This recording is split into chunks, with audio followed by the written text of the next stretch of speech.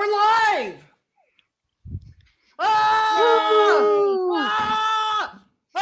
Okay, so welcome to the channel. I'm SCV20. I'm usually the dungeon master or story guide, but today... Not this time. Not this time! Haters!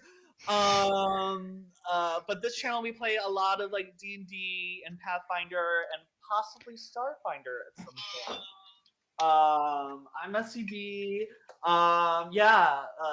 Saturdays sometimes, yes. Sundays, every Sunday, yes. And now every other Wednesday. And that's all I got. The question of the day is, tell us a. Well, I don't know, Sam. Should I continue, or do you want to ask the question of the day? I don't have one. Okay. I'll continue, and then you'll take over as the story guide. The question of the day today.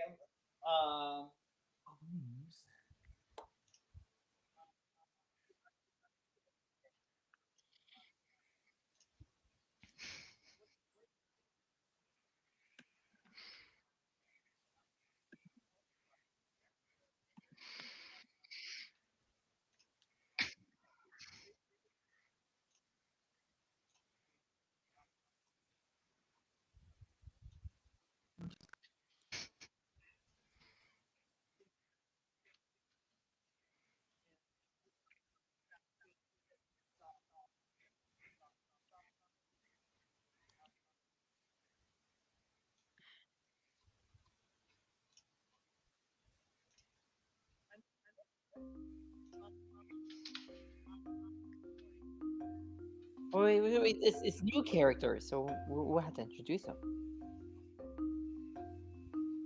Oh no, okay, never mind. Okay. That's all I got.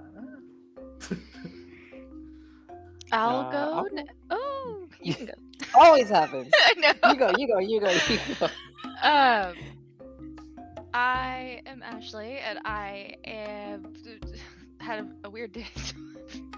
Forgetting like everything about myself. Oh, creativity. We just talked about that. Strong start. I definitely see creativity as like intentionally setting out to make something. I am very like, ooh, shiny, a new outlet for me to try something. I'm not very good at like reading about how to do it. I'd like to just jump in and then learn. So I feel like, I see creativity as like creating some sort of something using it's very nebulous. But I enjoy creating things. I'm not always good at it, but I don't really think like being good at it is the goal for me. It's just having an outlet to express yourself in some way. And I'm playing Mika, but I guess we'll introduce our characters in full in a bit. Yeah, we could do names at least. Mika Yanzer. Mildred, Mika. Okay. Yeah. I am Victory Bell. I will be playing. I'll be a player as well. I'll be playing someone named Ohana, which means family, and no one gets left behind. For me, I'm trying to do it where I'm trying to be intentional with like my creativity. Where I don't know. I think there's that big old meme or that infographic that's been going around where like your interests and hobbies shouldn't have to always be monetized. Monetized. Yeah, I don't need to capitalize on it. I don't need to be the best at it. So for me, I'm trying to be more intentional where I'm doing things where as long as I'm doing it and it makes me happy, that's all I care about. I'm not thinking about what gain I'm getting from it, I guess. Huh. We got 2 left. I'll go. I'm Sarah. I'll be Agana. Creativity for me is more about how I feel in the moment, because I do force myself sometimes, which is bad, to make things just because I know it gives me the serotonin happies, but sometimes it doesn't. But when I'm actually being creative and it's actually like really working and the hands are doing what they're supposed to do and all the fun stuff, the colors are coming together, people look like people, that's what creativity is to me. When you're actually like making something as opposed to just, I gotta do this because if I don't, I'm gonna hurt something. Not that I ever do. I always make something. Okay, I'm next, I guess. I'm Haley. I'll be playing Tweely. She's a fairy character, but I'll introduce her a little more later. What creativity means to me is basically a lot of along the same lines as what the others have said. The ability to set aside time, you know, to create something, be it music, art, or I try to inject a lot of creativity in my lessons because I'm a teacher. So like trying to find different ways to have my students kind of absorb the material is kind of a creative challenge for me as well. So that's a pretty specific one, I guess. Cool. So me, creativity, I'm Sam, by the way. I will be your master of ceremonies for the evening. Be gentle, it's my first time. Creativity to me is less about actually creating and just like self-expression. Like I don't necessarily like have the skills to make what's in here manifest itself, but it's like, I don't know, I like to wear weird stuff or like put crazy makeup on or whatever. Just like it's just self-expression to me. Anyway, without further ado, let's get started. Welcome to First World. So, long time ago, before time, the ancient divines used this plane of existence as a first draft to practice their skill of creation. Very on theme.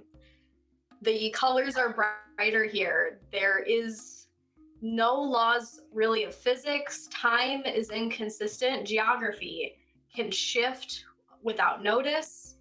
Weather, just nothing makes sense. And that's where we get started. In the center of First World, there is a crystal palace. And the palace always glows, whether it's daytime, nighttime. It casts a glow on every corner of First World. And in that palace lives the fairies and the Fate Court. King Denzar has been ruler, high king of First World for thousands of years. And today is a very special day. About 2,000 years ago, King Denzar brokered a peace between many of the different tribes and ancestries of First World so that they could finally end what was called at the time the Endless War, which lasted thousands and thousands of years. So he is known as First World's greatest hero and therefore sits at the head of the throne.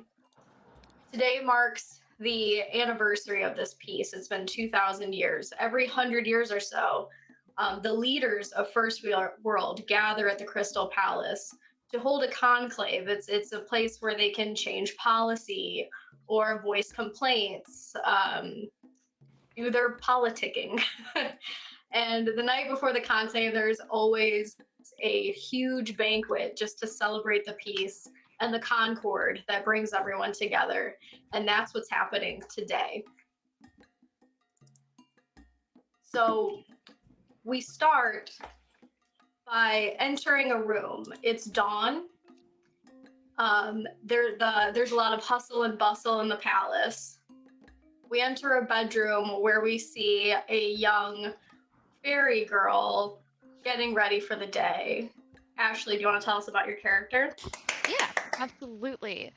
So you see this, golden skinned, like short little bob, very sweet looking fairy girl. She is kind of singing to herself in a very lovely voice. Um, she is, you can tell that, she's, from royalty, but not, like high up. She's kind of lower, kind of lady in waiting. Um, and she, as she's getting ready, reaches under her bed and grabs 2 daggers and puts them under her skirts. She looks at herself in the mirror and kind of fluffs her hair, make sure she looks like the proper court lady. She like makes sure her hair's laying straight. Um, but yeah, that's kind of her getting ready. You can just kind of tell uh, that she takes court life very seriously, and presenting herself as an important part of her day.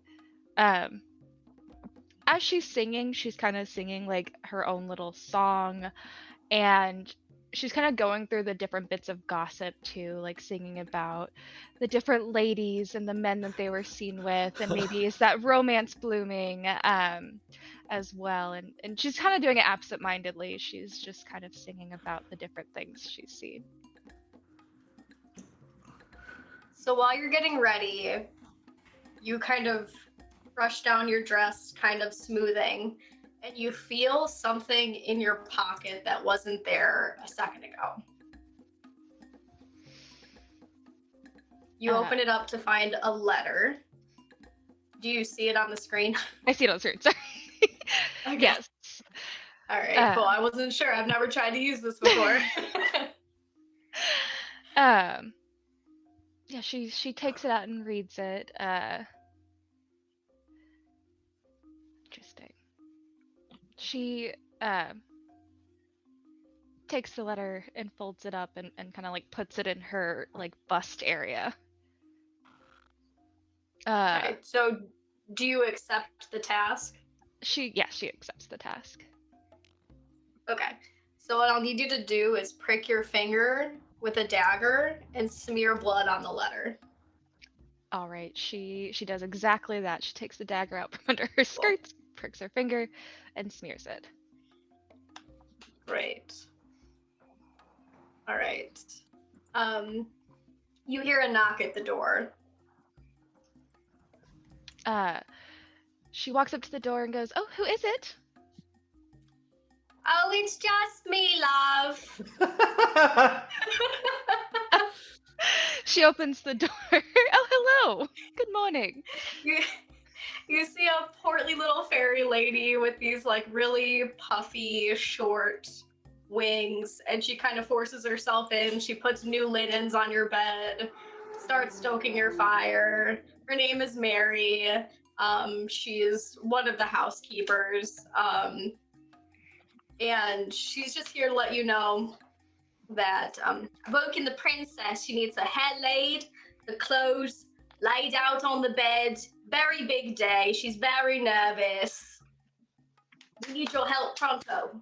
Absolutely. It's so good to see you, Mary, on this joyous day. And she Good for you. You get to go to the banquet. We just have to clean and make the food and watch everybody else have a grand old time. Yeah, great day. And then just like bobs out and slams the door.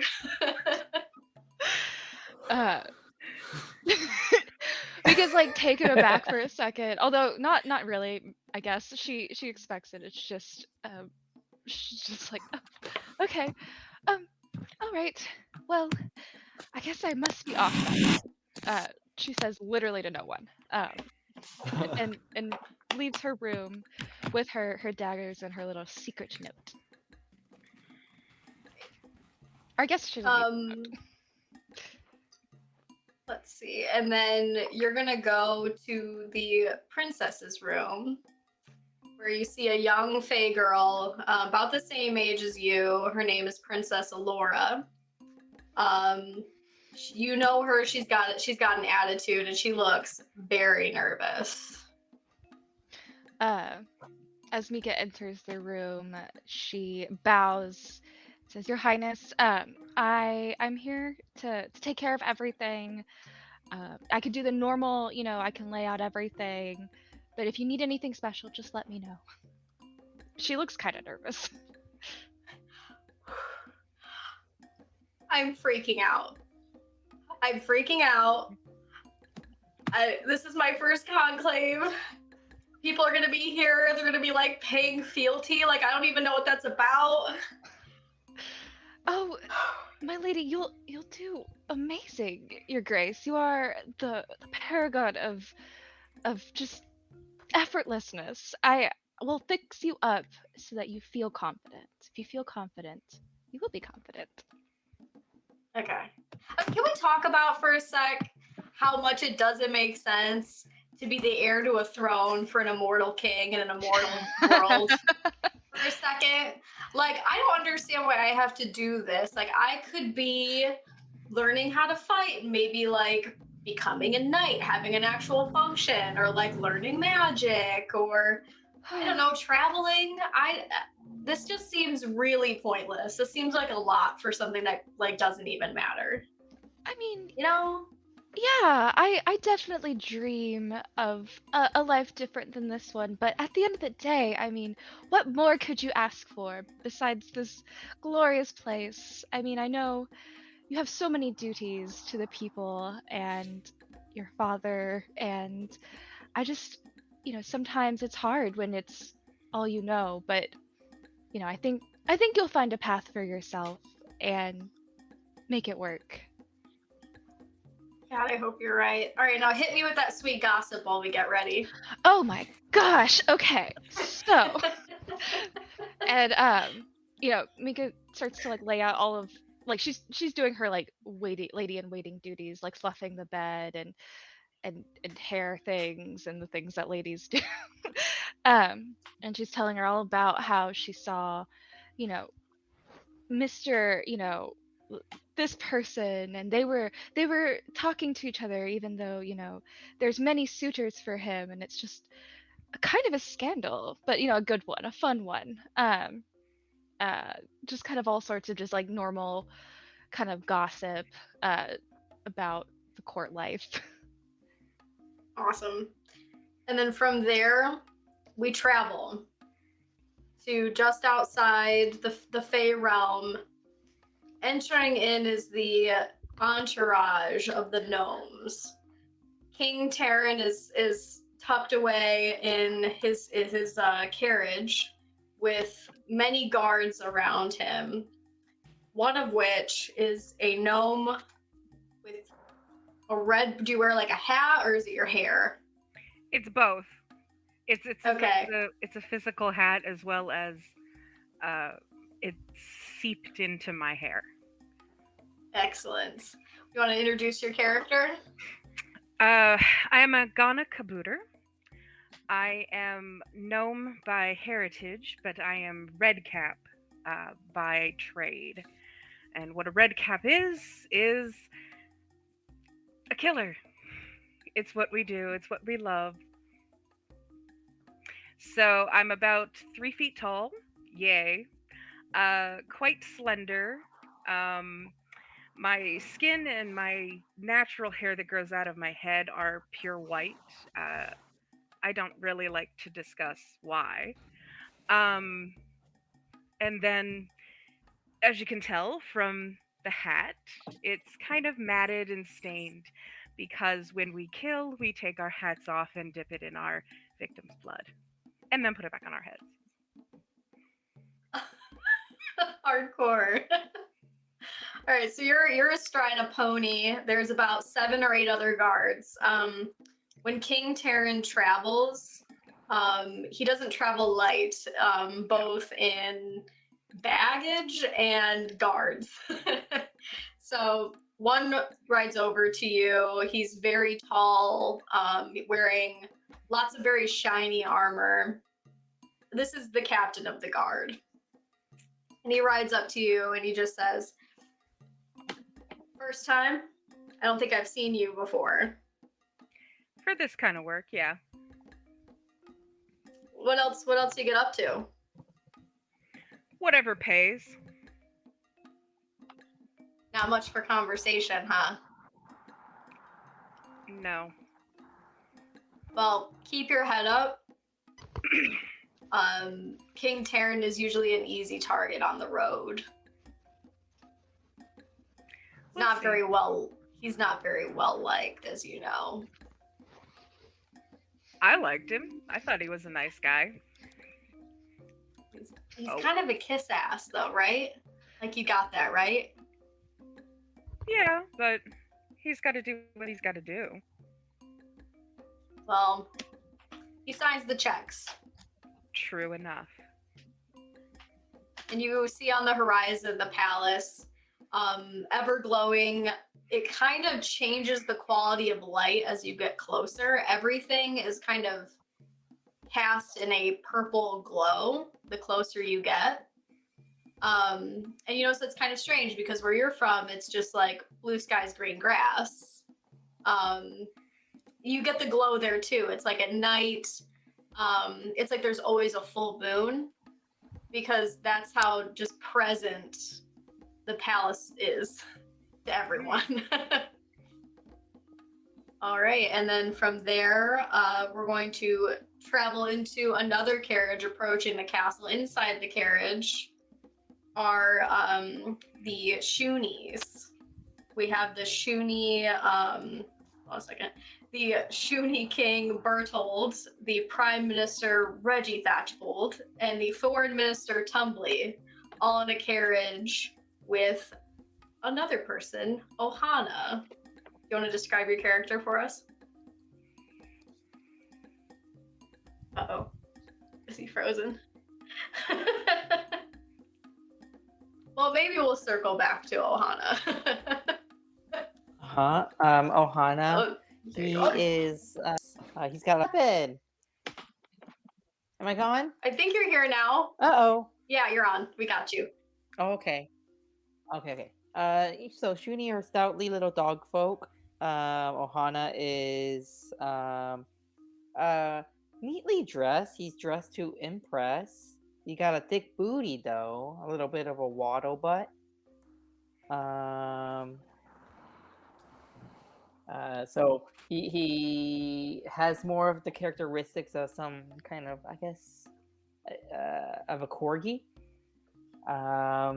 He is here to impress. He thinks that, this is going to be a fancy dinner that he has been invited to, with some esteem. So in the carriage, there's a very nervous-looking pug Shuni, dressed very elaborately, wringing his little hands, just like, like that weird breathing that pugs do, and he's just really nervous. And he explains to you, there's a lot riding on this trip. You understand this, right? You know why you're here.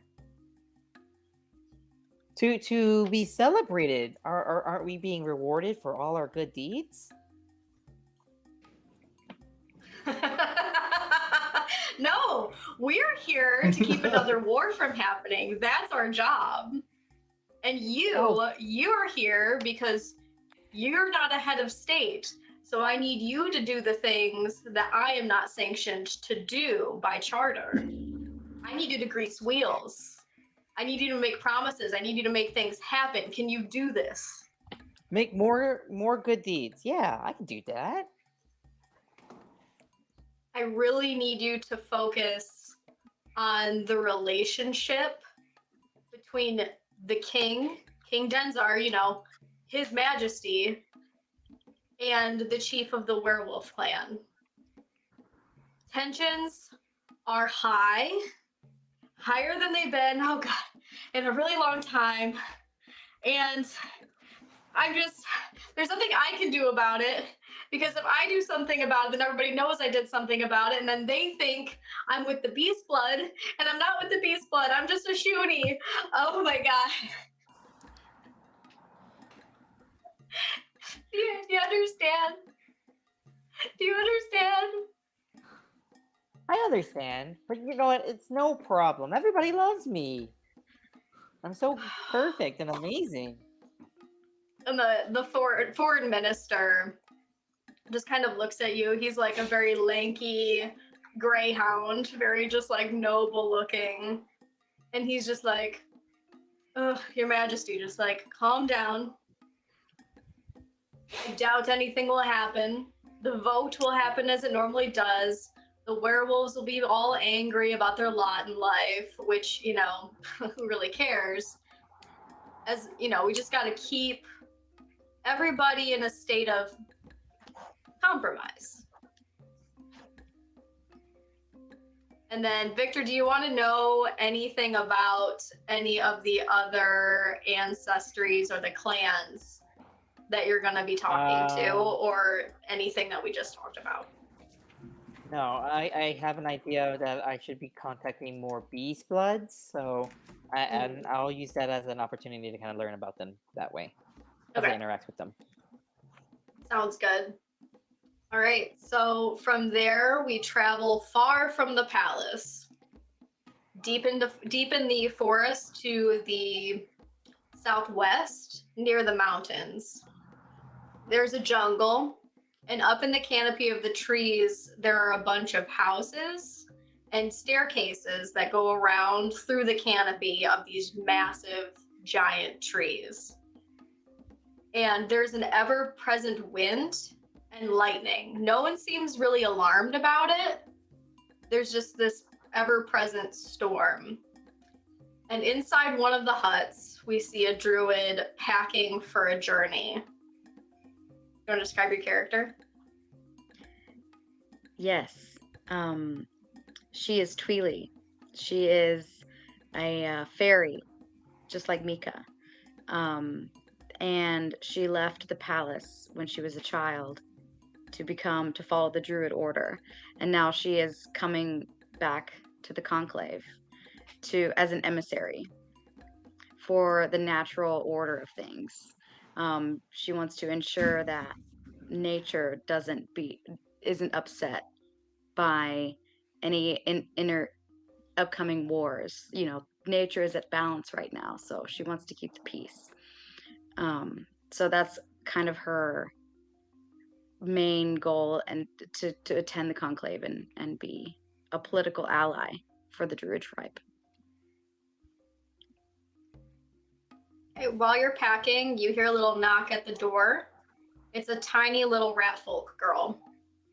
Aww. And she just goes, "We're ready!" And like just kind of like waves you. She's barefoot, she's a little dirty, but she's, you know, having a good time. It's just like, are you nervous to go to the palace and be around all those fancy people? Yes, I'm quite nervous actually. I haven't been to the palace in many years, so I might be a little bit talkative, you know, a little bit nervous talkative, but it'll be okay. I think it'll be fine. What are you gonna eat? Plants, maybe? What are I you hope gonna they, talk about?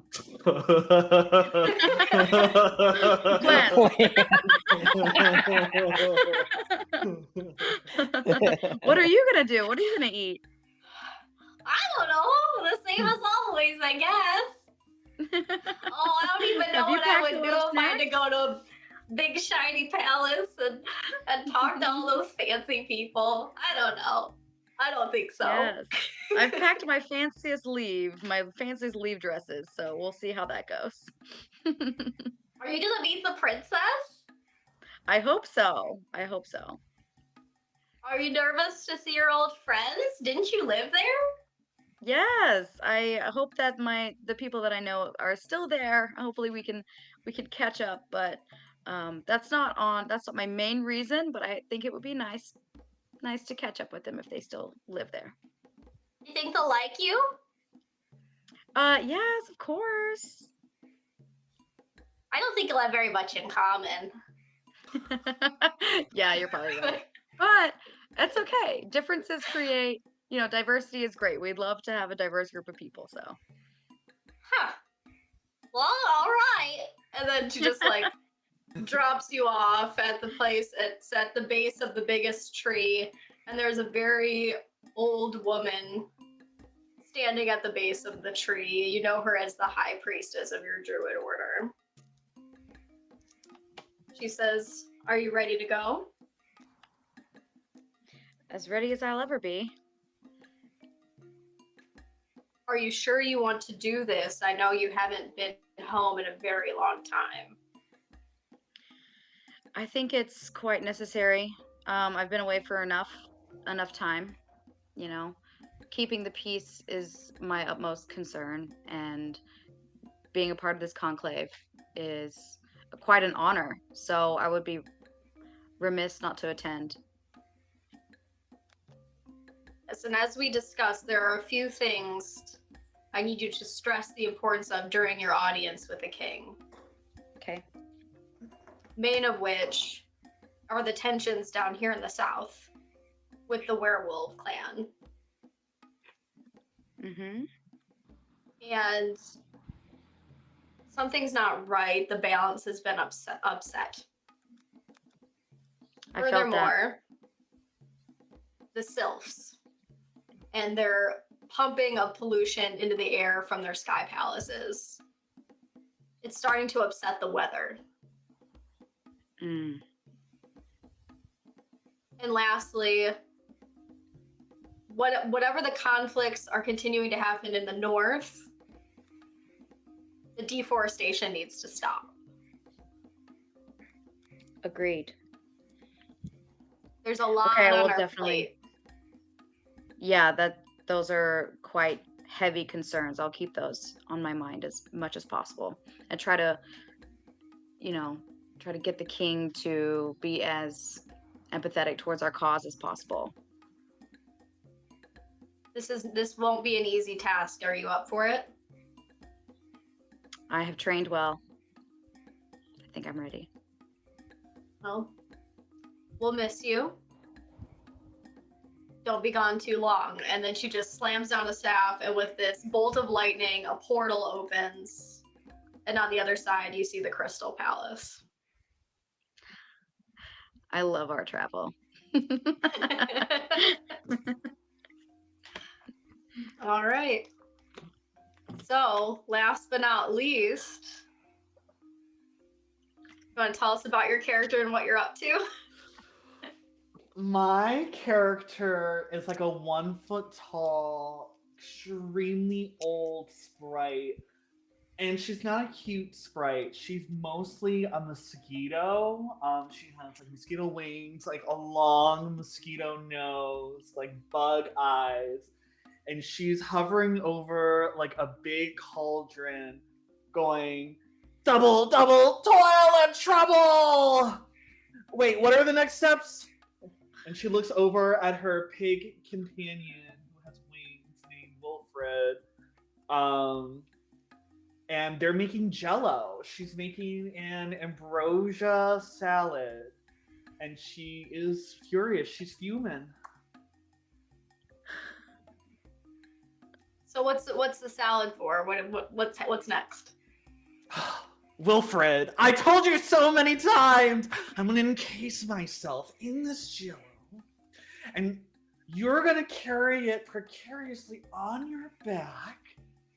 And I'm going to emerge during the conclave and throw up a horde of wasps into their punch bowl or whatever they're drinking things out of. And ruin the conclave! I'm going to look at all their fucking faces, and that's what they get for not inviting me and inviting you. The nerve. The nerve! And your pig just like looks at you. So I'm just supposed to waddle in there. Nobody's gonna question the ambrosia salad on my back and why I'm in the kitchen. Like, what do you like? It's a pot. You can't. Why do you always have to be mean to me, Wilfred? Why can't you just let me do something? I mean, I'm down for anything. If you want me to do this for you, I'll do this for you. When she like slowly submerges herself into the cauldron of like Jello, and she's like, and she gets like a straw as she slowly encases herself in. She's like, they never invite me to anything, Wilfred, and this is my one shot to prove to them that I'm not to be fucked with. Now that I have you suspended in Jello, I have some questions.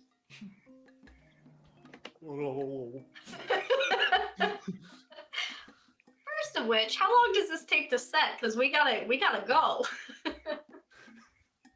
I don't know. I didn't read the instructions. You were supposed to read the instructions. She eats I one of can't the read. olives floating in it. Oh, I can't read either. I fed you the instructions. You should know them. That's how it works. Second, It doesn't work like that, Wilfred. I mean, I'm down with the chaos. I get it. They haven't exactly been fair for you for the last like, I don't know, what's it been like 10,000 years? I'm not even really sure. Maybe even but, like, longer. Maybe even longer. They're always so mean. I was there. Here we go. I was there. Bugs, my idea. All mine. Said, what are you gonna do with all these dead bodies? Maybe little things should eat them.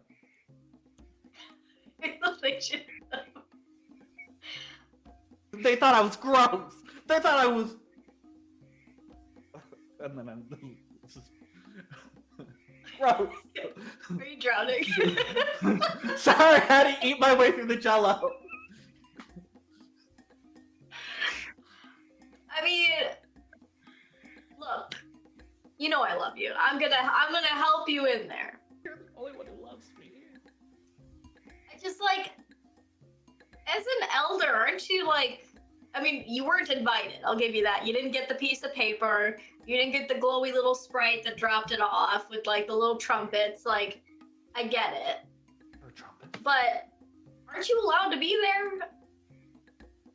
Well, I don't want to go anywhere where I'm not invited, even though I'm going, despite the fact that I wasn't invited. But that's to show that they should have invited me.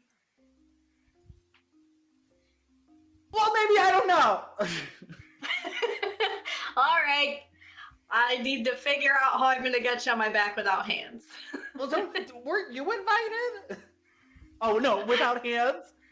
Oh. Gosh. All right. And with that, we'll fast forward a little bit and we will head back to the castle. Let's see.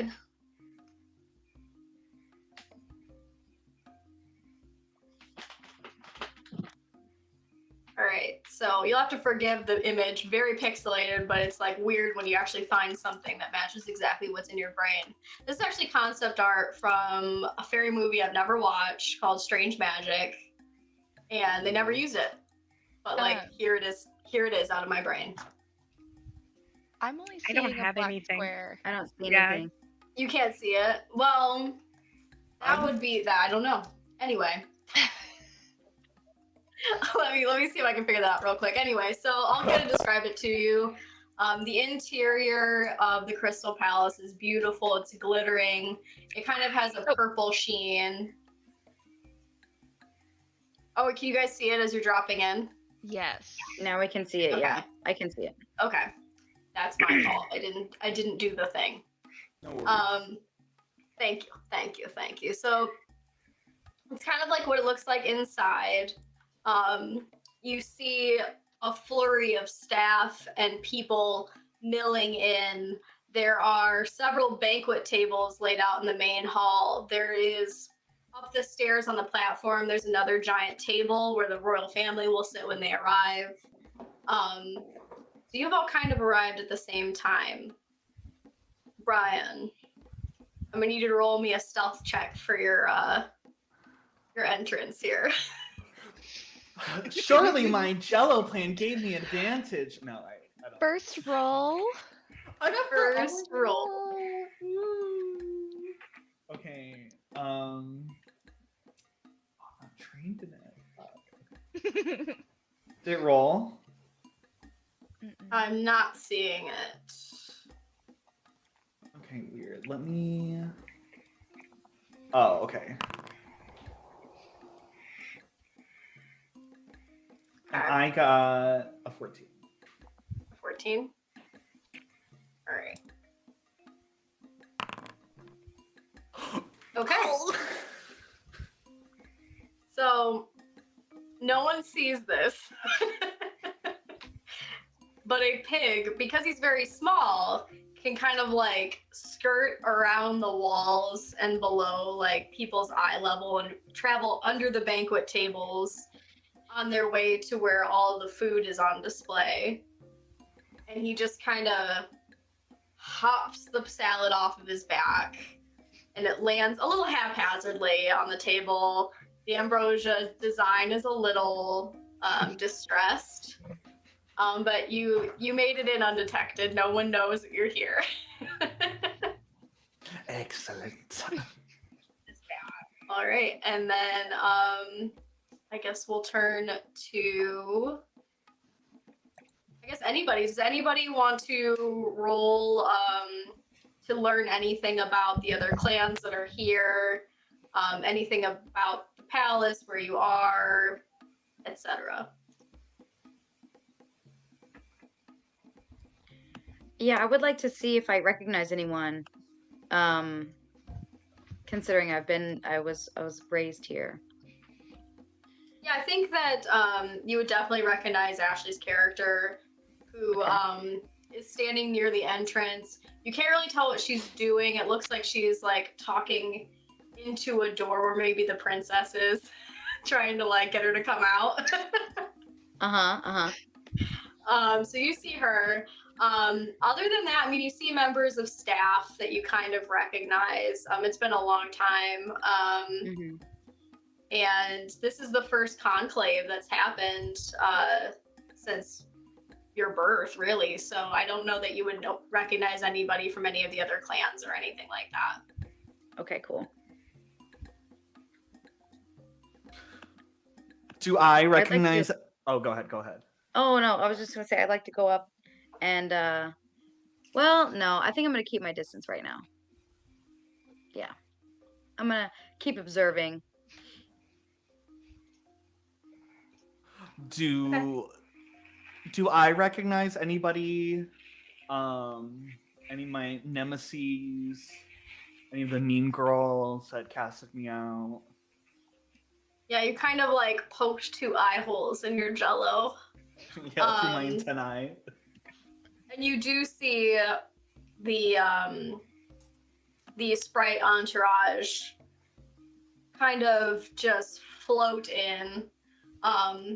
It's Queen Dolatov, or King Dolatov and Queen Anathema. They brought all of the clan elders. So you know all of these bitches. You grew up with them. They cast you out. All of the elders received an invitation except you.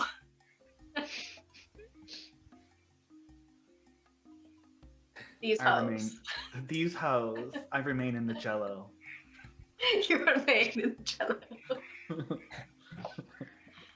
Biding my time. Great, Sarah, how about you? What do you want to do? I think I would just kind of slink around and listen in on people just to see what they're planning, what they're talking about. So, as you skirt around a table, you hear the rat folk are making a lot of ruckus. They like to drink, they like to party, and they're starting early. I would like to listen in on this conversation. Well, you hear Captain Wall, who's the leader of the rat folk, and he's talking to his first mate and various crew members about the quality of the ale and how fairy ale sucks. True.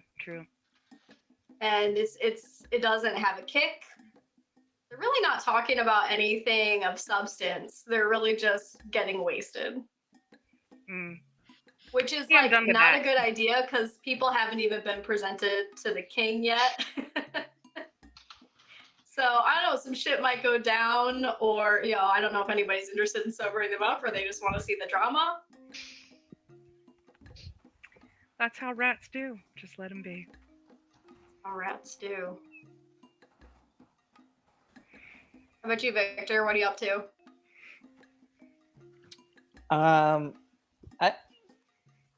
Ohana's gonna keep to his task in terms of like making sure that diplomatic relationships are gonna be done, but he's gonna do it in a very kind of eager manner. So he's like nervously, like, or I guess frantically, hitting up all the different beastkins, I guess, and trying to like in a very try-hard way, like be friendly towards them. So like in a very shallow way too. So like with the rat folk, while they're being rowdy, I'll kind of like match their energy and be like, "Yeah, we're here to party, right?" Yeah, get him a drink! And they hand you a giant pint, just overflowing of ale. And they shove it at you, and they're like, down in one, down in one, down in one. I'll drink it. Okay. I guess in kind of my missionary work or in my travels, I'll like mention like, oh yeah, I guess if I hear them talk about how the ale here from the fairy court isn't really that great or strong, I'll be like, oh well, it doesn't beat like the ale from who's a rowdy animal? I guess pig folk, the boar folk. Or folk. Yeah. They're just like, this guy knows. This guy knows. Can you roll a fortitude save for me?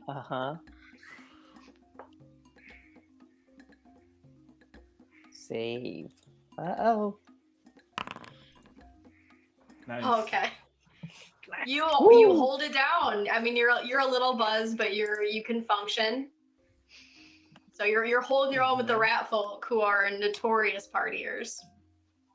And not soon after, a bunch of little tiny leshies come crowding around the rat folk, all excited, because they like to get their drink on, and the rat folk always bring the best whiskey. So they're just like, hey, some for us, like just clamoring around, and they're just like, they're good friends, the rat folk and the leshies. All right, Ashley, what are you up to? Like you said, Mika is like trying currently to coax the princess out. She's like, Your Grace, look, we're getting so close to when this is all going to start, and you really need to be out there, and if you don't get out there, I'm gonna be in trouble, Your Grace. And you hear a really stern voice from behind her say, this is an auspicious day.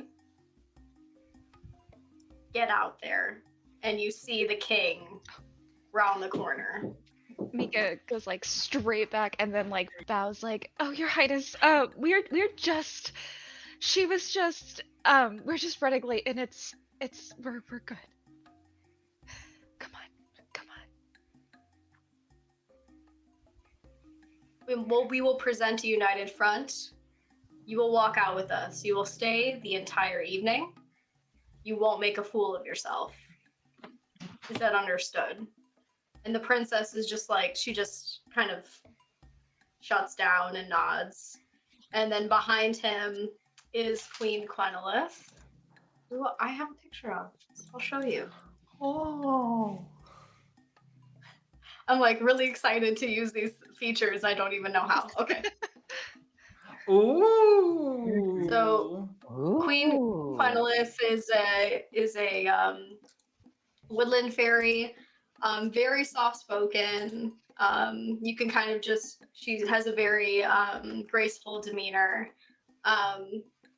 And then here is the king, King Denzar. Mm. They're like weirdly One of- hot. Anyway, One of the girls.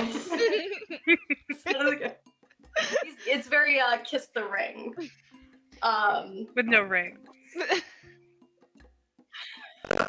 So you hear Kiss a my fanfare of trumpets,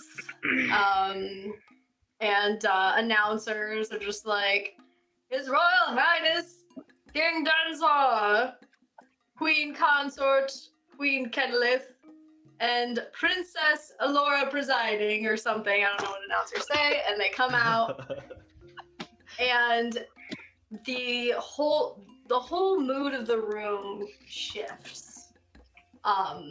It's less joyous, less raucous, and everything goes very quiet. And from there, all of the different clans line up to be presented to the king and his family.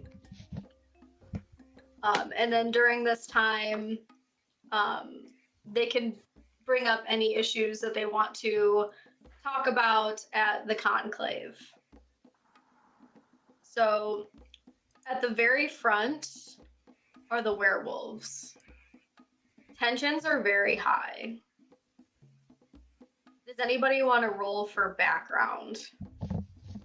Oh yeah. Oh, Yeah, for Okay. sure. So let's see some society checks. Where are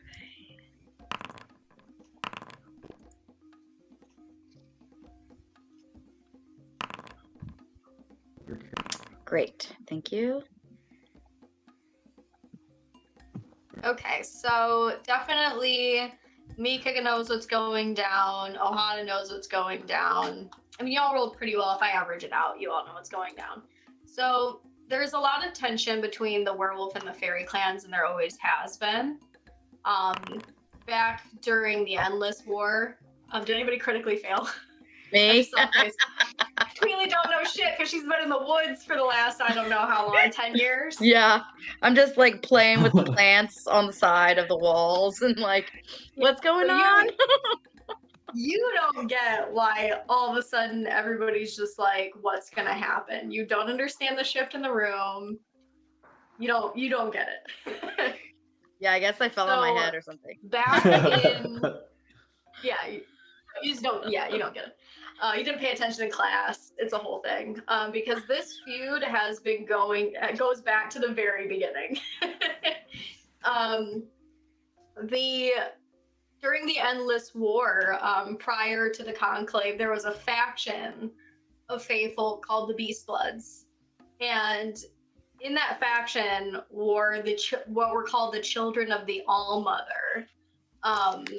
These are people with animal descent or animal connection in their physical appearance. So a lot of people in the Conclave, and they were the last army to join the Conclave.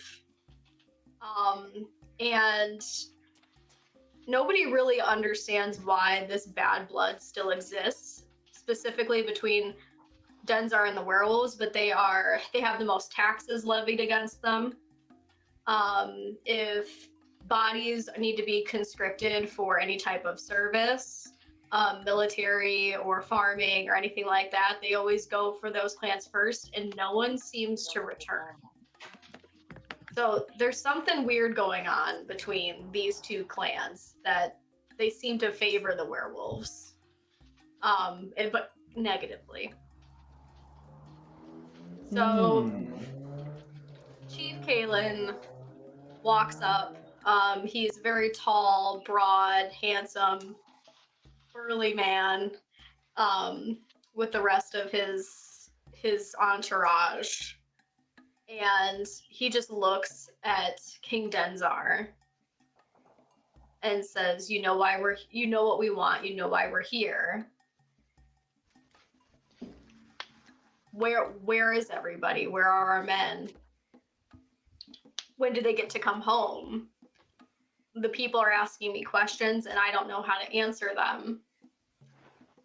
And the king reaches forward with his hand for him to pay homage before he'll even talk to him, which he does reluctantly. And King Denzar responds with, there have been conflicts in the north. We are the last defense between us and our enemies. War is brewing. And you have the strongest fighters. If they have not returned, it's because we're still fighting. And to the north are the spiders, the vampires, and the goblinoids. And they are not part of the Conclave. They're the Conclave's only enemies. There's constant conflict at the borders to the north. And that's what he's using as his defense in this situation. So wait, who are the enemies in like the north again? The spiders? The spiders, the goblinoids, and the vampires.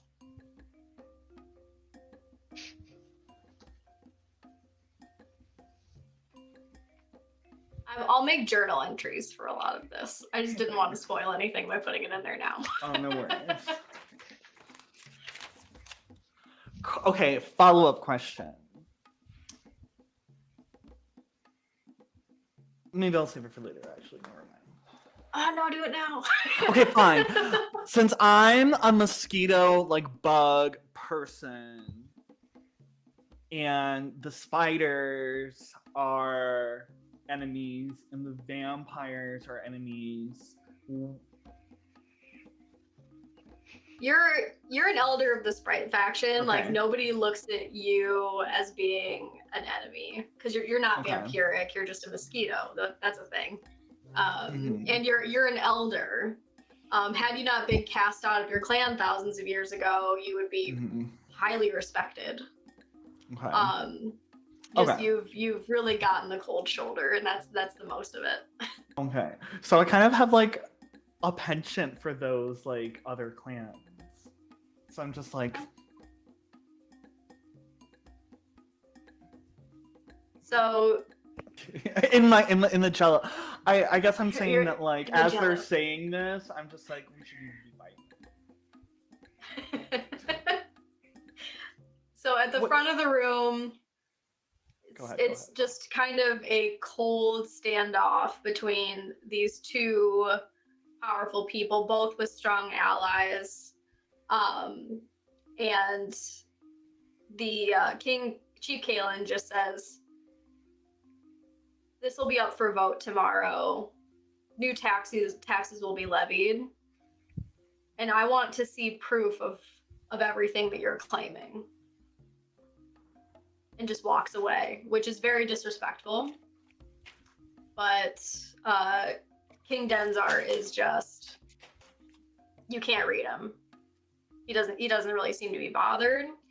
He has an air that a lot of things are beneath him.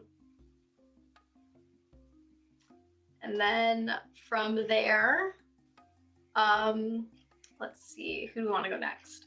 The Shoonies. So you guys are called forth. You're next in line. You see the Prime Minister kind of nervously waving you over, like, what are you doing? Like, get him.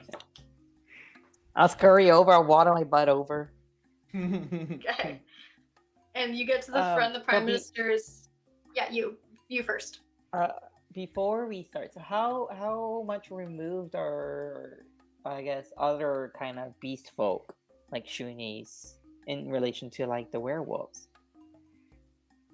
So, Shoonies are perceived very differently at court because they've always prioritized peace above all else. You don't really have enemies, and everybody kind of knows what you're about. So, like, if one clan needed something from another, a Shuni would likely mediate whatever compromise there was. You're essentially a clan of ambassadors.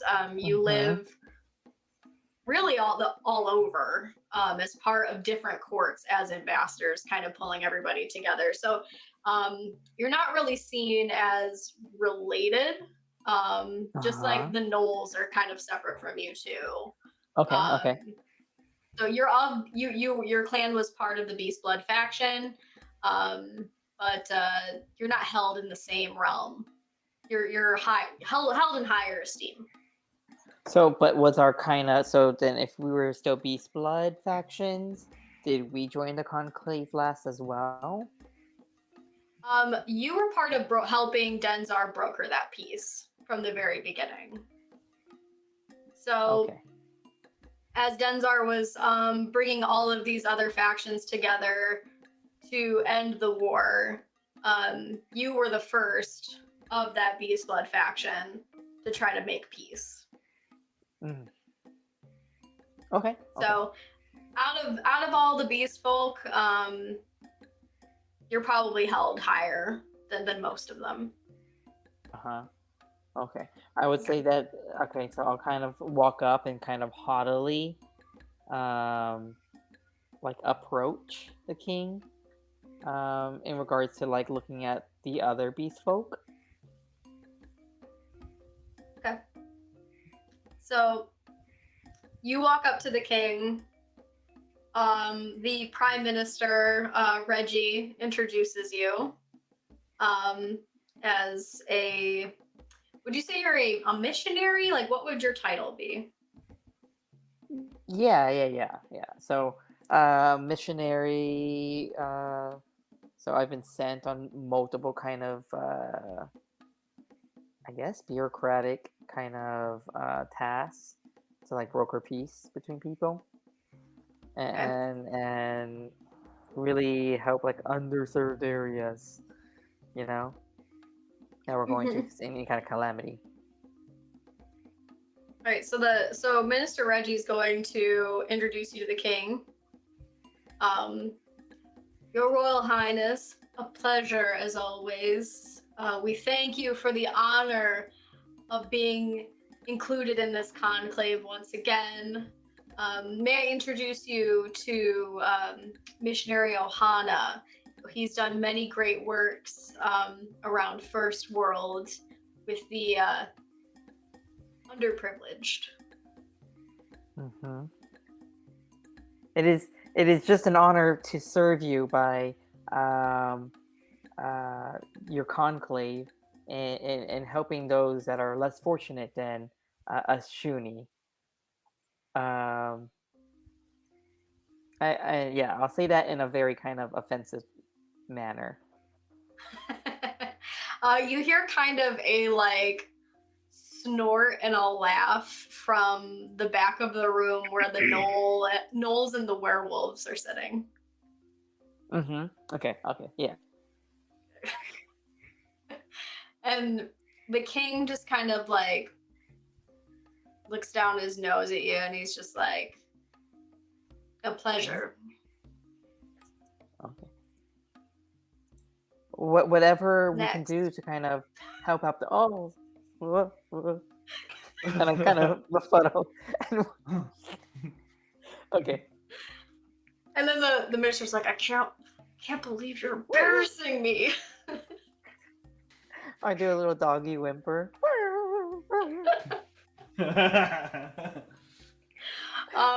You walk by the cat folk and they're just like kind of sneering at you. And they're just like when did the cat of folk course. When did the cat folk join? You never know, they're just kind of there. Or I mean, when did they join the conclave? Oh, not. I mean, with everybody else. But they, in the manner of how they conduct themselves, they're not held as low as some of the other Beast Bloods. They're not trusted though. They don't have any close allies. They hold things very close to the vest. You don't know how they're going to cast their vote. don't know what they're gonna do, and no one really feels comfortable in their presence because they're really judgy, and they're catty. Yep. Oh, So they're so as I walk, they're if they're very like hissing, I'm like, aristocratic. yeah. Yeah. They're aristocrat. Yeah. Aristocrat. Aristocrats. Yeah. If they're like hissing as we're walking by, I'm like, drama has entered the room. It's about to get real ratchet. Pleasure to see you as always, Reggie. And that was the queen. What's her name? Queen Felicity. Uh-huh. So you guys aren't friends.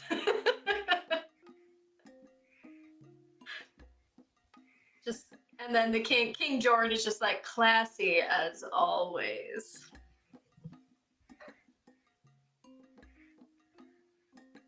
All right. Next, let's have our emissary from the Druid Order, Wheelie. All right. Am I being summoned, or am I approaching of my own volition? Everybody's kind of in a line, so you're just Okay, kind of cool. next So in I'm line. Okay, cool. So Tweely walks up and kneels out of respect for the king and says, what time of day is it? Like good morning, good afternoon, whatever Afternoon. appropriate. It's like late afternoon. Okay. Good afternoon, my king. I come with concerns, and I come with good tidings and also some concerns from the Druidic Order and our tribes outside and in the south. Yeah, speak. Go ahead. Yes, my high priest has sent me on this mission to stress to you some difficulties we're having around in the forested areas. I cannot say this lightly, but the balance of nature is balanced on the tip of like the edge of a knife right now, and it's because of several things. I can name them for you. In the north, there are tensions with the werewolf clan. There are sylphs. I'm not sure what that is. What's a sylph? Sylphs are like elementals.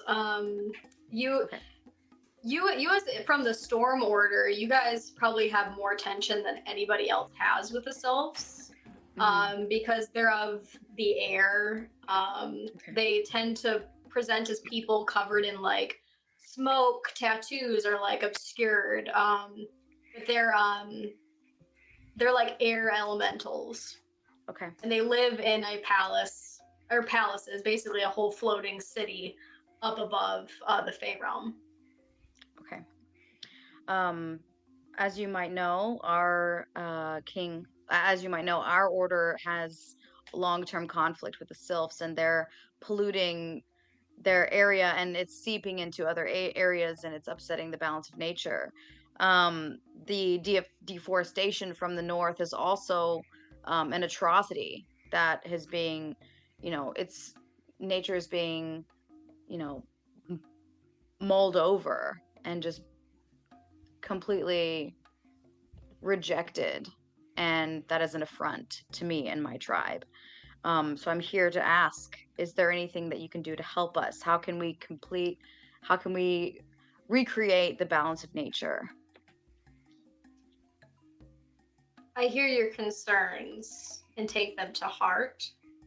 You're invited to join the Conclave vote tomorrow and plead your case. And there we can perhaps come up with some policy to regulate some of these concerns. You've noticed a couple of things during your conversation with him. As soon as you said that the balance of nature is upset, his eye twitched. That's all I'm giving you. Cool. Also, can I Do I have an ability to kind of read into him, like his reactions, his body language, to kind of get some insight on how he's reacting to my plea? Mm-hmm. Yeah, can you roll a diplomacy check for me? Yeah, give me one sec. I will try that. Where's my character window? I really want more than one monitor. Diplomacy, right? Mhm. Okay, and 26. Yeah, Mm. so with a 26, which is a really great roll. So you can tell that he's affected. He's probably a little embarrassed that you're bringing any of this up because Mm-hmm. honestly, he prior to this he just didn't really care. One of his closest allies are the sylphs. Mm-hmm. So to hear And like so, yet again more complaints about them, it's just like seriously. But you believe him when he says, bring it to the conclave tomorrow, bring some kind of proposal to present, and we can discuss and vote then. okay. So he seems genuine, but just slightly like, like embarrassed by the nature of like who's at fault for the pollution and Yeah. whatnot. Okay. Yeah, something in his demeanor kind of tells you that he's agitated or a little taken aback. Okay. But I don't know that anybody else would notice that because they're not as close, because he really is very stone-faced. It's really hard to get a read on him. But you rolled really good, so Thanks. what am I gonna do? And finally All to make up for right. that other role. Next it'll be the gnomes. Sarah, you'll walk up with them, with King Terran as part of his entourage. He's very heavily guarded, more than anybody else at the conclave, to the point where it's just like you have to wonder if he's really like threatened or if he's just like, oh, look at me, I brought all of these people, this is my show of power. Because he's just I not tend very to go well with the liked. latter. Okay. So King Terran and King Consort Balin walk up to the front. They've also brought the Duke and Duchess of the High Gardens, as well as their full set of gnome guard, including our red cap friend. As he approaches, the king's demeanor relaxes just a little bit. These two are famously very close allies. And so the king is just like, oh, Terran, how nice to see you. How are your travels? And King Terran is just like, oh, bumpy as always. We really need to do something about those roads. Oh, just, ugh. And they're kind of just like shooting the shit about nothing important. But then the king sees you, and he kind of locks eyes with you, and he's just like, oh, who is this? A red cap in my palace. What a treat. Care to introduce yourself? The pleasure is mine. Agana Kabuter, Your Majesty. Where are you from? The wilds. Interesting. He was amused, now he's bored. He's a dick. And then he just kind of like waves you off. Yes, welcome to the palace. I hope you enjoy yourself. Thank you. Ashley, everybody's very distracted, and you know this is gonna take a while. What do you think? Do we seize the opportunity, or do you want to wait? We seized the opportunity. We were on the same page. Okay. Um, All right.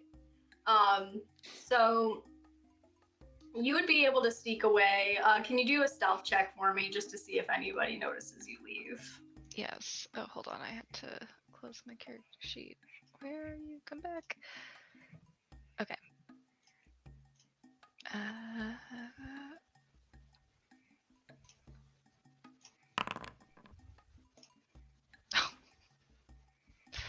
Do I have anything that could do something?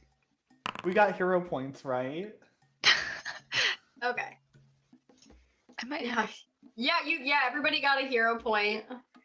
So you're starting out with let's have everybody start out with 2, one for just joining and the other one for joining early. Yay. I'm okay with the roll for right now. You're okay with the roll? Okay, so you're standing right behind the princess. You're in front of everyone. That being said, you're a lower noble. You're a lady in waiting. While you're respected as a lady, you're still just like kind of part of the furniture. So people notice you leave, but don't think anything of it. As she's leaving to like certain people, she's like, I have urgent lady business to take care of, so it just would be unseemly if I stayed much longer. Oh, yes, go. Uh, No. yeah, so I guess Mika sneaks away. Just quickly, were you expecting, like, were we thinking she was gonna sneak away from like the entire thing, or just like go mingle, or is that up to me? Like sneak away from the whole thing and Okay, try cool. to see To what do you can that. do about this ring. Yes, so that's what she does. So Mika kind of walks gracefully out. And the moment she's out of sight, she finds a dark corner and where's my stuff? I keep like losing all of my tabs.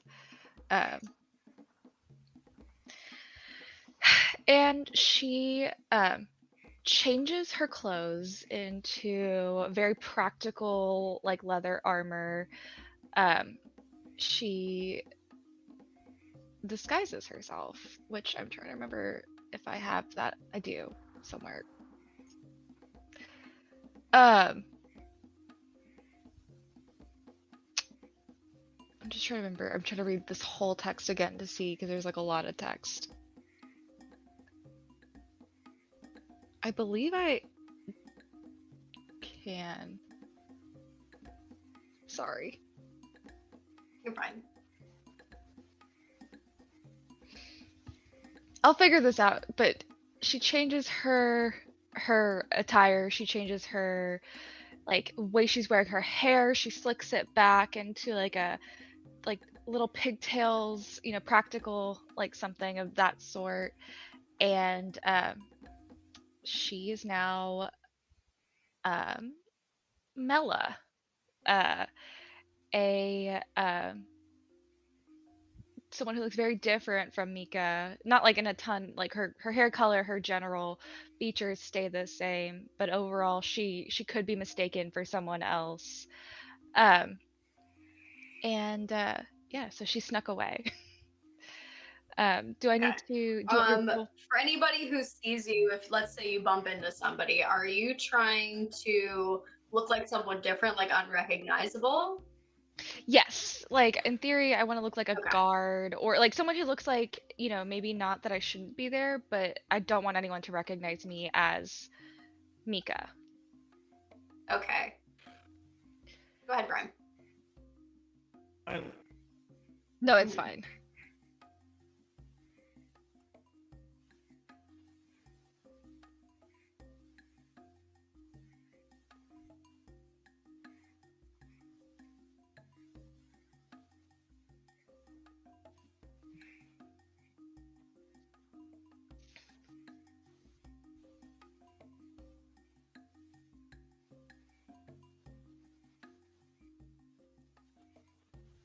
Okay, cool. I was just not sure if I needed like a disguise kit, because I have a backup disguise kit, but I don't have a disguise kit.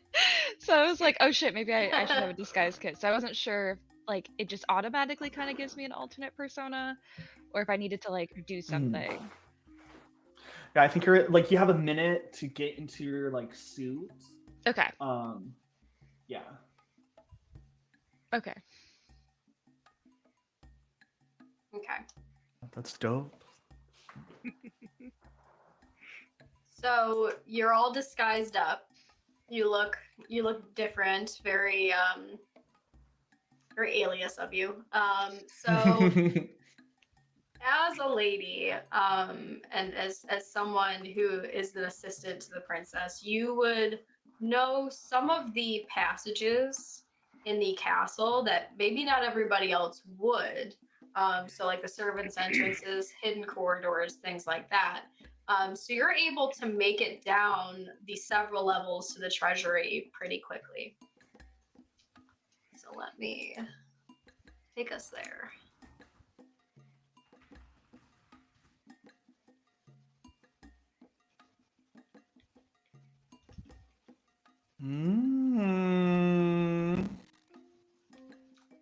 All right. Can you see the map?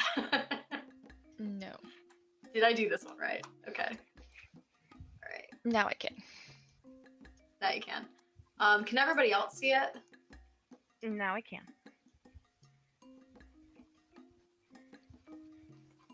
All right. Here. Let me. Is there? There's probably a configure setting that I can change, right? Yeah. Yeah, because they're not. I'll just... Okay. All right. So you walk down the stairs, and when you do see that there is a guard standing out front. He is very large for a fairy. Very, very broad shoulders. The guy's built like a linebacker with these two tiny little cherub wings on the back.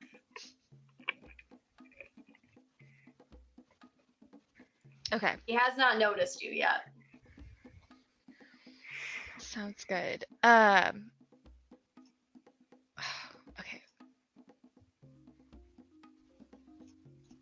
Mela walks up and like there's like nothing I could hide behind, right?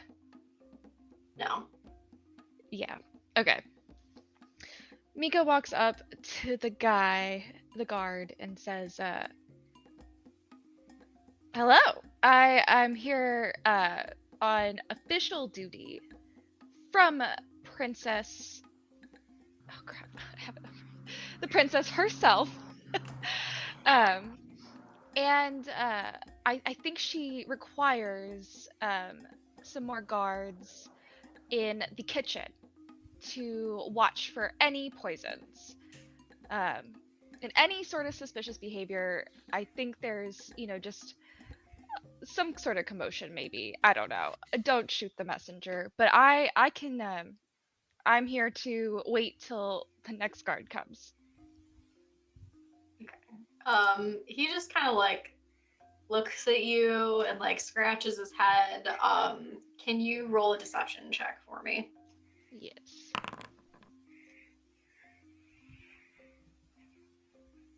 Oh my god. Yeah, okay. So he's just like, all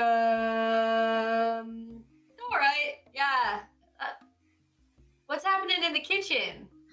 I don't know. I mean, it might just be extra precaution, but at the very least, this is a great time for you to get a snack, some ale. I mean, you know how it is for us, people who are not a part of the court. We don't really have a lot of time for that food and drink and merriment, so you really should just take advantage of this time, even if there's not a lot going on, Snack does sound good. Yeah, so good. There's really good food up there.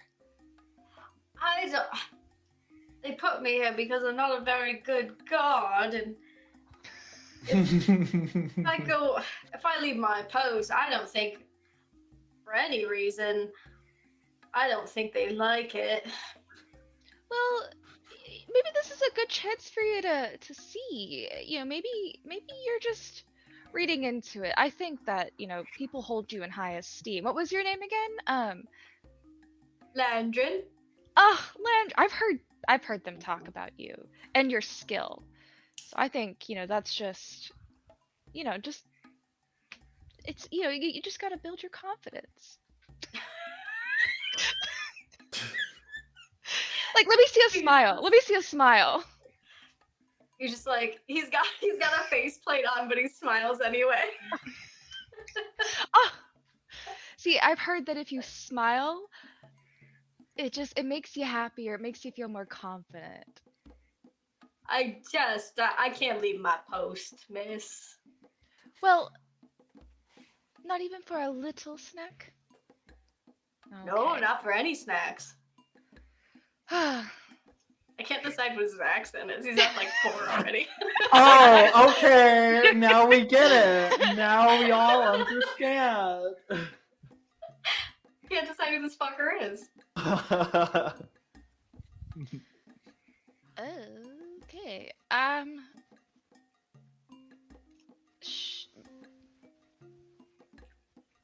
Mela is going to look at him and go, Landrin, I'm speaking to you on behalf of the royal family.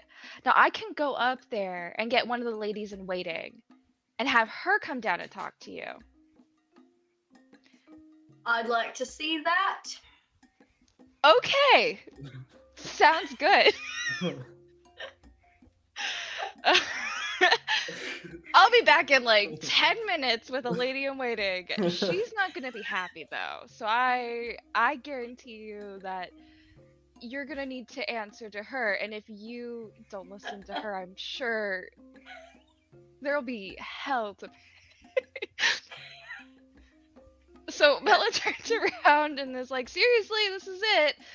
I'm gonna go get one of the scariest ladies in waiting that I know. She's very scary.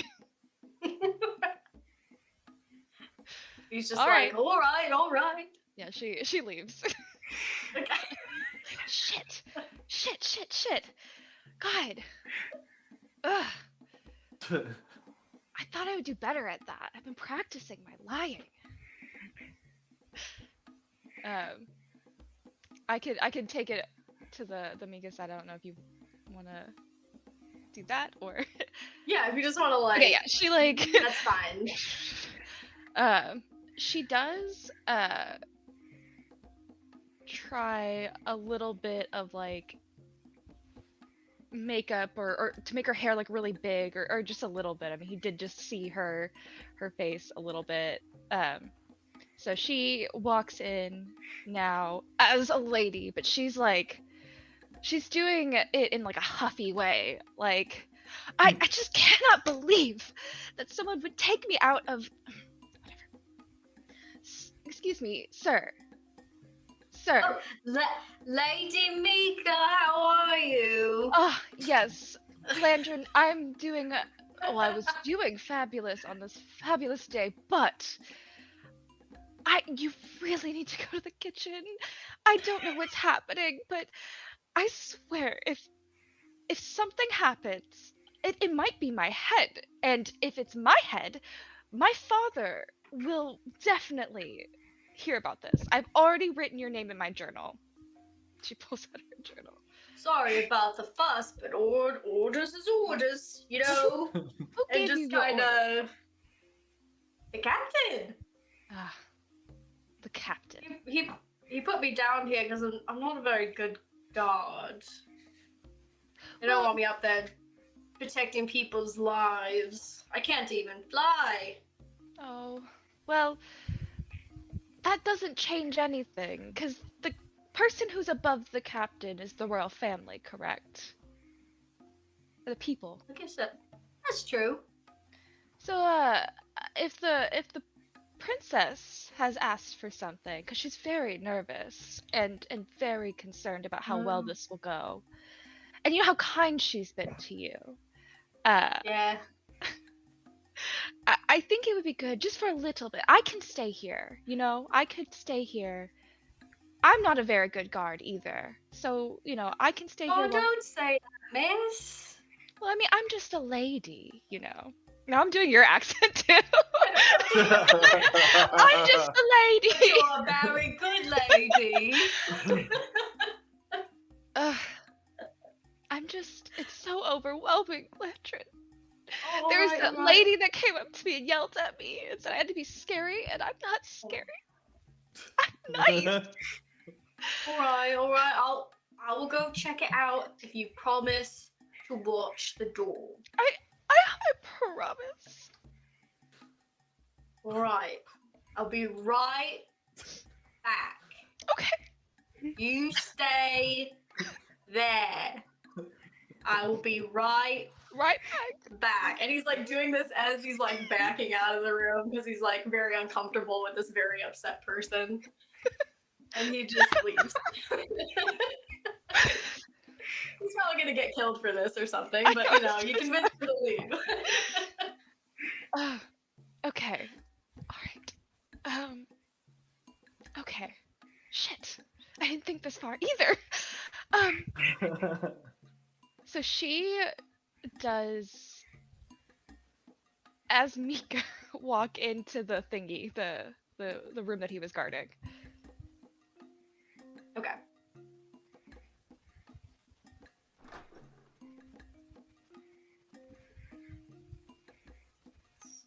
I'm just gonna move you in there. All right, you want to have a look around?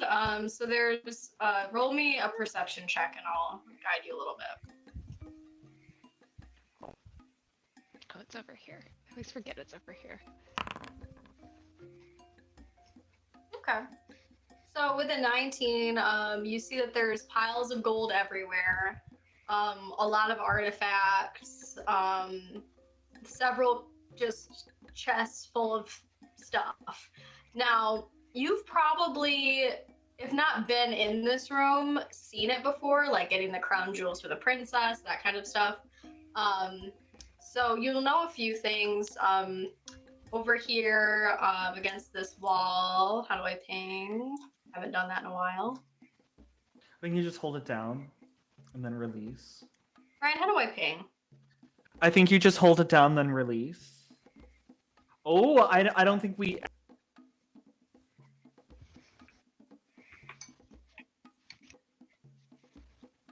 Okay, well, can you see my cursor just like going crazy over here? Yeah. Where? Hold on. Well- Sorry. Over here. Eh. Over here. Here, let me see if I can just like... Yeah, Like- I see it. yeah, I see it. like- Yeah. So yeah, over here, that is a safe. Okay. And then there's like these two chests back there in the corner too. Those would be maybe good places to look. Okay. She goes to the safe. And she's going to see what it looks like how it would be the best way to go about opening this. I do have like a lock or a thieves tools. That's not a lockpick. That's just thieves tools, right? Well, that has a lot Okay. of Okay. Yeah. Yeah, so She if has- you just want to do like a thievery check for me too, you could do that.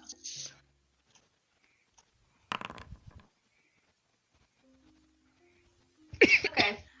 Yeah, if you have thieves tools, I mean, you could probably try to pick this lock, or probably the only way about it is a lock pick, or if you have like a hairpin. Yeah, I have a lockpick give or like a that a try. hairpin that I've created a lockpick with or something of that nature. Okay. All All right. So, let me think. I want to make you roll again. Yeah, give me another thievery roll. This will be your attempt to pick the lock. Okay. Yeah, I'm gonna say you did it on the first try. I was gonna give you like 3 tries before that lockpick broke, but you already rolled really high. So, the door swings open. It's got a few gold bars in it, some jewels, but no ring. Oh, and I forgot to mention this. In that letter on the back of it, there was a watercolor of what it looks like, so you do know what it looks like. It's kind of a gold braided band, very ornate with a stone in the middle. Everything on the watercolor is painted except for that stone. So you're not sure what the stone is. You just kind of know what the setting looks like and what the band looks like. All right, where else do we want to look? Because it wasn't in there. Probably the other place that you indicated, I think, was like over here. Okay, yeah, you can do one of these two chests against this wall over here. I'm gonna do this one that's furthest, this one right here. All right. Okay. Same thievery roll. All right, so that one's locked as well. Yep, thievery roll. You do not unlock it. You can have 2 more attempts.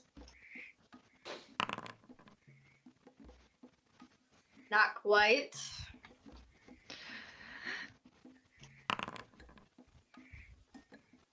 $22 unlocks the chest.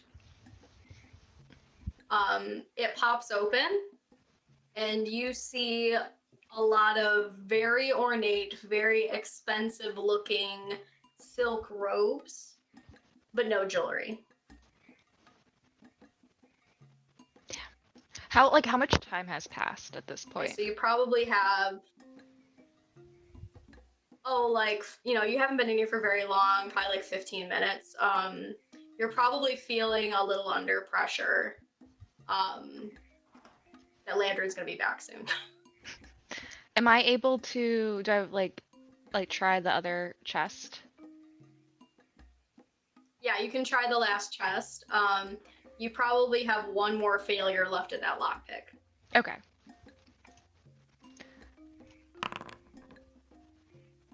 Oh, okay. So it pops open and it is full of necklaces, coins. It could be in there, but you're gonna have to fish a little bit. She goes ahead and starts fishing through So it. not okay. In the bottom of the case, you find a lead box, and you pop open the box, and you have found the ring. I pocket the ring. All right. And She then doesn't wear the ring. She pockets it. As you head out, though, yeah, you didn't put it on. You just put it in your pocket. As you head out, can you roll a flat 20 for luck? yes. That's just at the bottom. Wait. Mm-hmm. Oh my god. Okay, I'm gonna re-roll that. Can I do that with a? How do I make it like right click? You have to right click on the chat. I did, and it just says make private. Oh, maybe that we didn't set that up. Oh, it's only for like if I did like a from my sheet. I'll just re-roll it, I guess. Yeah, that's okay. If you want to roll again, I'll just take it off your sheet. Cool. You can re-roll. Much better. Okay. So, all right. So as you close the door, Landrin is walking down the stairs. Oh, I'm so glad you're back. I thought I heard something in my head, and it freaked me out. So, I cried a lot more. It's the voices, of doubt, and I'm just thank you so much for checking on the kitchen. There was nothing in the kitchen. No one knew what I was talking about. Everybody already thinks I'm an idiot. Oh, it's all my fault. I swear. I must have. I probably should have gone and told the kitchen first. That's my fault. You know what? I'll make this right. I'll go be the poison tester for the kitchen. And I'll tell them that it was all my fault, Landrin. Oh, you don't have to do that. And he's just like eating like a roll that he just like took from the kitchen on his way back. And he's like, I'm sure you're just having a rough day. Everybody's a little on edge. I've got lady business. And he's just like, his eyes just get really wide, and he's just like, It's all a mess right, you down don't have to take it there. It's all right. Do you want some of my roll? Oh no, it's fine. I've already had like 5 rolls. He's just like, well, thanks for watching the door. Thanks for getting a snack. And then she runs away. He's just like, bye.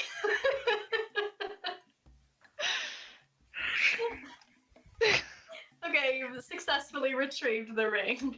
I'm so glad that I made her like purposely bad at this too. Like just so everyone knows from meta, like I was like, I'm not gonna be able to handle 2 people, so she's bad at it. Or like Congratulations. As you re-enter the ballroom, I'm assuming that's where you're going next. yeah. Okay. As you re-enter the ballroom, I need you to do a perception check. Oh, that's initiative. No. This. Okay. You see that things are a lot less tense. Everybody's sitting down now. They're eating, they're drinking. Something you don't see is the princess. Everybody's sitting there. You're attuned to her because you're her lady in waiting, but you don't see that she's there. Ryan, what are you up to? Are you still in the salad? In Jello. Right. In Jello, encased in Jello, watching Wilfred have the time of his life. Waiting until the sprites approached the king and queen of the Fae, and then I was going to emerge. You know what? Unless I waited for something a little more, like, a better opportunity. I sensed a better opportunity. Okay. Either, I'll let you choose. Either the sprites are last in line, or a better opportunity. Okay, a better opportunity. I'm waiting. They probably Better made opportunity. themselves look like an asshole somehow. So I was just in the Jello like, oh, I'm gonna get you more. You're waiting to ruin the party. It's gonna be I you wanna in the ruin- spotlight, baby. Everyone's night. Okay, well, just as Ashley notices that the princess isn't in the room, you hear a blood-curdling scream rip through the ballroom, and everybody goes silent. Now's my chance. I blast out from the Jello. And they go, yes, it's me! Everybody's backs are turned to you. And I'm so tiny on the table, like I'm probably hidden by like a turkey or something. And then I start going, bah, bah, bah, bah, bah, bah, bah, bah, bah, bah, and then I start pushing everything off the table. But I have a -1 strength, and everything is so much larger than me. So I'm like, and then I run to the a drink, dive into it, and start throwing up like dead wasps into it. And make like wobble. But it's And, so I'm so tiny. It's probably so quiet too. Can you do a performance check for me? Yes. Is that a Pathfinder? Yes. Please give me a critical hit. Okay, let's see.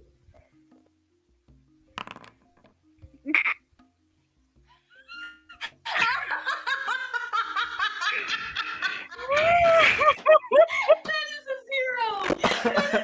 You rolled a 0. I rolled a 0. I have a -1 to charisma, and I critically failed. Please do not use your hero point. I No, want to see how this plays absolutely out. not. Absolutely not. Okay, so no one notices.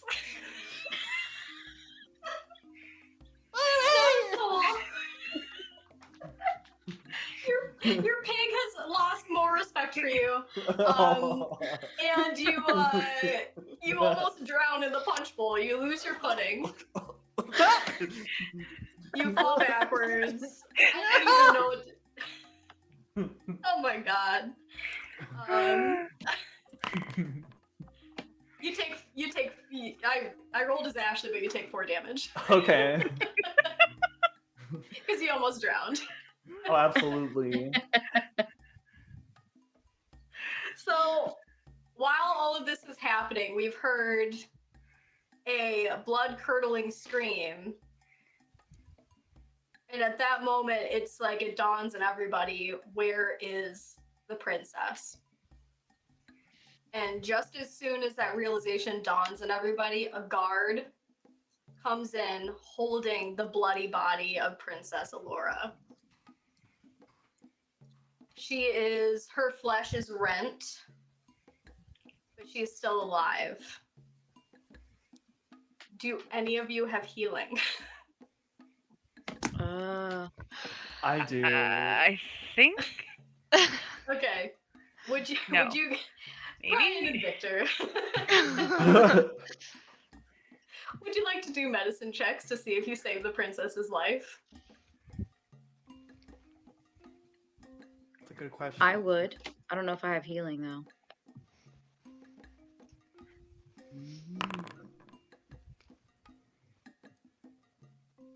I think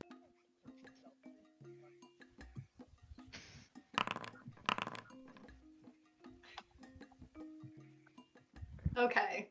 I'm good at medicine. With a 22 and a 25, Ohana, so you didn't succeed, but you're definitely trying. What does this look like for you? I'm doing the wrong thing. So I'll be casting like soothing words instead. Okay. So you're this That's just like the like, heir to the oh, throne oh. is laying in front of you, dying, unconscious, bleeding to death, and you're just like cooing at her. Yeah. Okay, that's received as well as you think it would. The king pushes you aside and goes, "The princess. Can anybody else help the princess? Anyone?" And I can with try. the other rules, let's see. Yeah, you don't want me to help. Yeah. Never Oh mind. god. Never mind. Risky surgery. I just got distracted by the blood. all No, right. don't mind me. Don't mind me. I'm just gonna be over here. So let's see. if someone Administer saw first aid. me. Okay. So Yeah, I can administer you're first just aid. like, I could help. I could. I don't help. care. Yeah. All right, I'm like, yeah. oh, shit. So let's see. What do you have to roll for that? I think you have to roll higher than a 15. All right, so you have to Yeah. roll a medicine check. Who, me? Mhm. Yeah. I already think- rolled a medicine check. Mhm. I did a 25. Oh, Awesome. perfect. Okay. Yeah, so I can attempt a So- medicine check on a creature that has 0 hit points into the dying condition. Yeah, so do you want me to roll it now again, or do you want to take my previous roll? No, we'll use your original roll. Okay. So what you're able to do is stop the bleeding. Okay. And you are able to stabilize her. Other clerics kind of rush to the front. They're trying to use magic to heal her wounds, but they won't completely close. So she just has all of these gaping, kind of scarred wounds all over her. As my natural would- like plant remedies helped them, I guess. Not Yeah, magic, so I don't know. she stopped bleeding.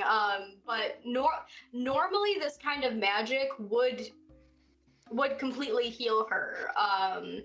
Her wounds would be closed. You wouldn't see any sign that she was ever attacked, but nothing appears to be working.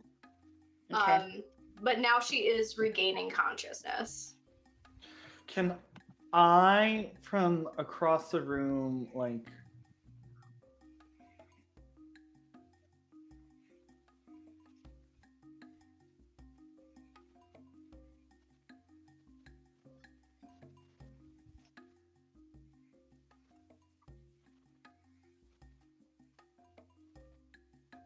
causing, like... Okay. I'm also curious about my Arcana lore knowledge or nature of knowledge to see why the magic. Yeah, if you want to also roll an Arcana check. like why the magic. Yeah, if you want to isn't roll working. too. Okay. So with those rolls, Mildred, you notice something about this, or you get a kind of feeling that this isn't. She was poisoned, but it wasn't something you're familiar with. It feels old in nature. Something almost otherworldly, like this is poison, but it is not. This is not normal. This is not something you've ever come across before. And with your Arcana check, you know that this is magical in nature. Okay, so it's For like sure. a magical poison. Mm-hmm. Very old primal magic, which you're very familiar with. For sure. Oh, if it's primal, because I'm also... Can I try a nature... Well, I already did it, herbalism, never mind. Okay. Can I identify the type of magic or the type of primal magic? Because I don't You know. can Like try. I've got occultism. I've got nature. You can try to roll again. I think with the original roll you had, it wasn't quite high enough, but if you want to try to roll with something different. Okay. A 16 wouldn't teach you anything new, Mildred. Yeah. What about treat poison? Could I learn something from You trying can to try treat it. But that's a medicine check. Yeah. I'm gonna maybe you I'll have try a treat, nature you have treat check. poison? I do. Okay. Okay. Let me try to treat that poison. Ooh! Treat poison. You've been able to stop any more of the lethal or negative effects that would have lingered from that poison. Her wounds still remain open. Okay. And did I learn anything about the type of poison? She's no longer bleeding. They basically look like older, like really horrific scars. Okay. So wounds are closed. They're not bleeding anymore. Any effects from the poison are gone, other than the fact that these won't heal. Oh. Okay. But she has regained consciousness. All right, let's talk to her. I'd like to talk to her. All right, what do you guys want to say? Okay. What's everybody I would else like doing to say, too? While they're trying to inspect this, heal, and figure out, like, stabilize this girl. What are the rest of you doing? Mika and the other ladies in waiting are like crying and panicking, and this is horrific, violence and so unladylike, and they're just in a tizzy. We've been all commanded to double down and protect our king. Because he's an easy mark. I think because I stupidly use soothing words, that is part of my oracular curse. So I'm just reading a little bit more about what that means for me. I think that means my ancestors are now talking to me. So I'm being befuddled and talking to my ancestors about what's going on. Who's talking to you? I'm assuming that I don't know, another corgi ancestor, or what are like primordial forms of a corgi? A wolf? No. A spirit corgi. You're a spirit corgi. Spirit of the corgi. Yeah, you hear the voice of a but- very anxious corgi in your brain. It's like, oh god, there's a monster. There's a monster. Oh god, there's a monster. It's gonna come for us. It's gonna come for you. What are you gonna do about it? What are you gonna do about it? Are you gonna protect us? Or are you gonna run? Or are you gonna hide? What are you gonna do? I don't know. I'm feeling a lot of shame, so I'm like, I don't know. I guess I'm gonna sue somebody, and I'll go to the king, who's also probably just as anxious as his ancestor, Mhm. and continue just using soothing words on him at least. Yeah, because he's having a full-blown meltdown because he's just like, oh god, Yeah, what's yeah. going on? What happened? The princess has been attacked. Was this an assassination attempt? What could this be? Mhm. Okay, sounds good. All right, so Haley, you wanted to talk to the princess. Yeah. So I'm like treating her wounds, figuring out the poison. I'm like kneeling down next to her, and I'm sure that like there's a ton of people around, like a bunch of clerics. So I'm using kind of like hushed, calming tones, like soothing tones, like, okay, can you remember anything that might have happened to you? What were you drinking? What were you doing right before you had this pain that this effect came over you? She just kind of sleepily like opens her eyes and she just goes, I was in the garden getting air, and her eyes get really wide, and she just says it attacked. What attacked? What did it look like? And she just looks you in the eye and whispers, werewolf. Right as she says that, I'm going to have Wilfred fly out to start scouting the garden, and I Okay. can use. I have something where I can share senses with him.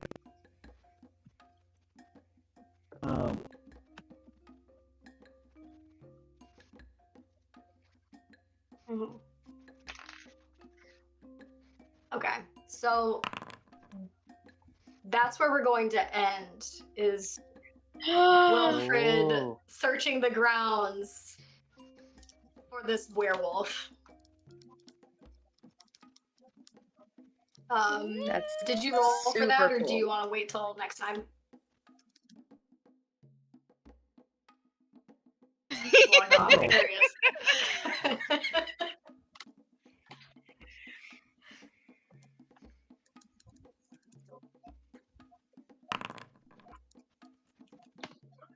Ooh, okay. 25. All right. Okay. You see him flying. But you're not gonna tell us what you see. Flying around the grounds. Do you? We can, yeah, because we can do this right now, or do you want to wait till next time? I want to know right now, so I can Okay. be even thirstier. No cliffhanger. He flies around. He swoops down to the garden. He does see tracks, large wolf-like tracks, going out of the garden and then disappearing. He flies higher and circles and sees nothing else. Werewolf or not, whatever attacked the princess has disappeared. Is it And a full that is- moon tonight? Well, sorry, one more question. It's like, Is and it a that's where we full- end. It's a full moon every night, and the outside is constantly illuminated by the light of the palace. So it's like near the palace, it's very bright. It's almost daylight on the grounds.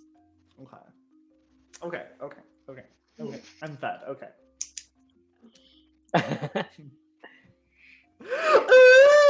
Yeah, that was a good ending.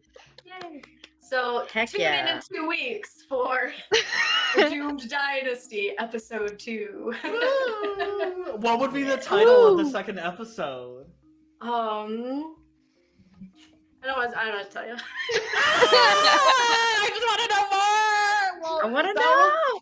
That was awesome for your first That was. game as a DM. You showed me up. Yeah. I feel like Awesome voice acting. Really good. Killer. I can't. British. They're all British. I like them HBO anyways, School though. of Fantasy Creatures. They're all just like vaguely Scottish, British, Australian-y. But the right. rat voice was really good and fitting. That was for a so rat fun. The rat voice. Yeah. was so good. Yeah. Me too. The portly handsmaid was very fit. It fit the character, so it sounded like you were like working on fitting the voice with the character very well. There wasn't even supposed to be them. They don't have sheets. Anyway, well, thanks for coming and playing with me. Yeah. I had fun. And do you want to plug any of our other games or any other stuff that's happening? Yes, this Sunday we are playing Strength of Thousands, the official Pathfinder 2nd Edition adventure path, where we play students at the prestigious Magimbia, which is inspired by a lot of African folklore. Captain Sham's in it, Haley's in it, Sarah's in it. I'm DMing that. And it's really good. And then this Saturday after that, it's going to be Waterdeep Dragon Heist. We're so close to closing up that campaign. It might actually be the last episode. Like, it might actually be the last episode. So we might cry, we might have a moment, and then I'm going to send goodie bags to everyone who completed it. And then Sunday is the Pathfinder Society, where these three are in it, and we're doing a tournament. And that one's is a lot of fun, where I introduce story elements and then months later completely retcon them and realize that hours after the session, Ashley, you know exactly what I'm talking about. But I'll figure it out. And with that, let's raid. There is another D&D player named Pyrrhic the Orc, who actually dresses up. Well, they are an orc. And which is really interesting. So we're gonna rate them, and then in the chat, if you can just give them as many 20s as your little mouse can give them. That many. And thank you so much for watching and tuning in and playing, and thank you for DMing! You are so good! My So little good. my little D&D baby is all grown up. But I'll see you guys later. Let's go! Bye, chat. Bye. Night. Bye. All right. Bye. Bye!